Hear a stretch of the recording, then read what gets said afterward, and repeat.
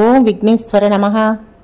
ఇప్పుడు మనం సుగ్రీవుడు శ్రీరామచంద్రమూర్తి సమాగమం గురించి తెలుసుకుంటాము. హనుమంతుల వారు ఇద్దరిని కూడా రామచంద్రమూర్తిని లక్ష్మణ్ణి తన భుజాల మీద ఎక్కించుకొని సుగ్రీవుడి దగ్గరికి తీసుకువెళ్తున్నాడు. సుగ్రీవుడు ఏం చెప్పాడు? ఆ వచ్చిన వాళ్ళు ఎవరో మనం తెలుసుకోవాలంటే నిజ రూపంతో వెళ్ళొద్దు, మారు రూపంతో ఎల్లు అని చెప్పాడు.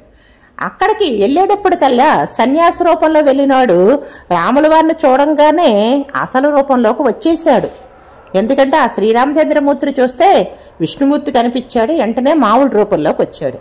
కానీ ఇక్కడికి మళ్ళీ కిందకి దిగేటప్పటికల్లా భిక్షు రూపంలోకి వచ్చాడు. ఎందుకనంటే సుగ్రీవుడు మాట జవదాటినట్టు ఉంటుంది కాబట్టి సుగ్రీవుడు మారు రూపంలో వెళ్ళమన్నాడు కాబట్టి వీళ్ళిద్దరినీ తీసుకొచ్చేటప్పటికల్లా మారు రూపంలోకి వచ్చి అక్కడ నిలబడ్డాడు. సుగ్రీవ వచ్చినవాడు మహాప్రాజ్ఞుడైన శ్రీరామచంద్రమూర్తి, సామాన్యమైన వ్యక్తి కాడు అని హనుమ చెప్పారు. హనుమ రాముడు అని చెప్పచ్చు కదా, కానీ మహాప్రాజ్ఞుడైన రామచంద్రమూర్తి అని ఎందుకు చెప్పాడు? ఇక్కడ శ్రీరాముడు కూడా భార్యని దూరం చేసుకుని ఉన్నాడు. అట్లాగే సుగ్రీవుడు కూడా తన అన్న వాలి తన భార్యను ఎత్తుకుపోవడం మూలంగా భార్యకు దూరంగా ఉన్నాడు. సుగ్రీవుడు రాజ్యం పోగొట్టుకొని అరణ్యవాసం చేస్తున్నాడు. శ్రీరామచంద్రుడు రాజ్యం పోగొట్టుకోవాల, తండ్రి మాటకి కట్టుబడి, తండ్రి మాట ఎవరికి ఇచ్చాడు? కైకేయికి ఇచ్చాడు. కనుక తండ్రి మాటను అబద్ధం చేయకూడదు, సత్యధర్మాన్ని పాలించాడు, ధర్మాన్ని పరిపాలించాడు. ధర్మానికి కట్టుబడి తండ్రిని సత్యవంతుణ్ణి చేయడానికనే అరణ్యవాసానికి వచ్చాడు. ఇద్దరికీ చాలా తేడా ఉంది. శ్రీరాముడు మామూలు వ్యక్తి కాదు, భూమండలానంతా పరిపాలించగల ప్రజ్ఞ ఉన్నవాడు. కానీ తండ్రి మాటకి జవతాటకుండా కూడాను అరణ్యవాసానికి తనకు తానుగా వచ్చాడు. అందుకనే రామచంద్రమూర్తి యొక్క గొప్పతనం చెప్తూ సత్యమే బలంగా కలవాడు, ధర్మమే బలంగా కలవాడు అని తెలియడం కోసమని ఆ మాట అన్నాడు. చూసారా, హనుమ ఒక్కొక్క మాటలో ఎంతో అర్థం ఉంటుంది. ఈయన చాలా గొప్పవాడు, నీతో స్నేహం చేయడానికి వచ్చాడు. ఈ మహానుభావుడు నీకు స్నేహితుడిగా లభించడమే నీ అదృష్టం. ఈయన భార్య అయిన సీతమ్మని ఎవరో ఒక రాక్షసుడు అపహరించాడు. ఆ సీతాన్వేషణకై తిరుగుతూ ఈ ప్రాంతానికి చేరుకున్నాడు. నీతో స్నేహం చెయ్యాలని అనుకుంటున్నాడు. సుగ్రీవ, ఈయనతో నువ్వు స్నేహం చేయవలసింది అని అన్నాడు.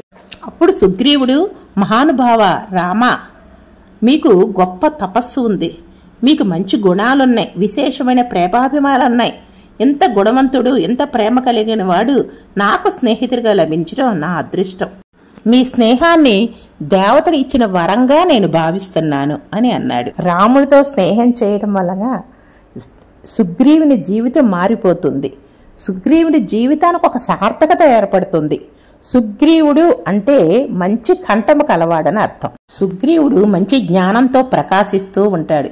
వాలి మహాబలవంతుడు, కానీ చాంతల్యం ఉన్నవాడు, ధర్మం తప్పాడు. సుగ్రీవుడు అలా కాదు, సుగ్రీవుడు ధర్మాన్ని పాటించేవాడు. సుగ్రీవుడు చెప్తున్నాడు, రామా, నీకు తెలియని విషయం కాదు, భార్యాభర్తల్ని కలపడానికి పాణిగ్రహణం ఎలా చేస్తారో స్నేహాన్ని కలపటానికి ఇదిగో నా బాహువులు చాపుతున్నాను. నీ బాహువులని నా బాహువులతో కలుపు, నీ అరచేతిని నా అరచేతితో కలుపు, అలా గట్టిగా పట్టుకో అని చెప్పాడు. రాముడు సుగ్రీవుని చేతిలో చెయ్యి వేశాడు. హనుమ అప్పటి వరకున్న సన్యాస రూపాన్ని వదిలి మరలా కపిరూపాన్ని ధరించాడు. ధరించి గబగబా వెళ్ళి కొన్ని ఎండికట్టెలు తెచ్చి అక్కడ పెట్టాడు. కర్రతో రాపాడించాడు. దానిని అరణి మంథనము అంటారు. దాని మూలంగా అగ్ని పుడుతుంది. వీరిద్దరూ అగ్ని సాక్షిగా స్నేహం చేసుకోండి అని హనుమ చెప్పాడు. ఆ విధంగానే అగ్ని సాక్షిగా వారిద్దరు కూడా చేతులు కలిపారు. ఇద్దరు చెరొక చెట్టు కొమ్మ మీద కూర్చొని మాట్లాడుకోవడం మొదలుపెట్టారు. రామ, నన్ను నా అన్న అయిన వాలి రాజ్యం నుండి ఎల్లగొట్టాడు. నా భార్యను తన భార్యగా అనుభవిస్తున్నాడు. దిక్కులేనివాడుగా ఈ అరణ్యంలో ఈ కొండ మీద జీవితాన్ని గడుపుతున్నాడు అని చెప్పాడు. రాముడు అందులోకి, నేను వాలిని చంపుతాను. స్నేహితుడు, మిత్రుడు అనే పదానికి అర్థం ఉపకారమే. నేను నీకు ఉపకారం చేస్తాను. నువ్వు కష్టంలో ఉన్నావు గనక నీకు ఉపకారం చెయ్యాలి.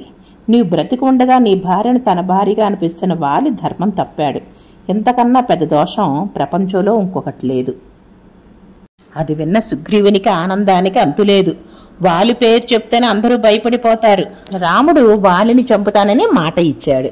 దానితోటి సుగ్రీవుడికి ఆనందానికి హద్దులు లేకుండా ఉంది.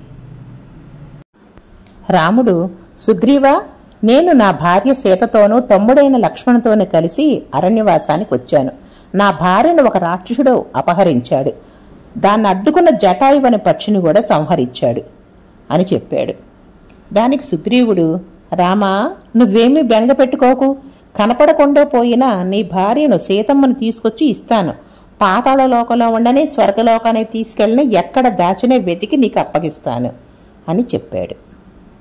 వాలిని చంపినవాడు రావణుని చంపలేడా? రాముడు చంపగలడు. కానీ సీత ఎక్కడుందో జాడ తెలియడం కోసం ఈ అడవులన్నీ వెతకాలి, భూమండలం అంతా వెతకాలి, ఎక్కడుందో తెలియదు. ఆ వెతికే పనిని వీళ్ళకి అప్పగిచ్చారంతే. వెతికి జాడ తెలిస్తే మిగిలిన పనంతా రాముడే చూసుకుంటాడని అర్థం. జై శ్రీరామ్.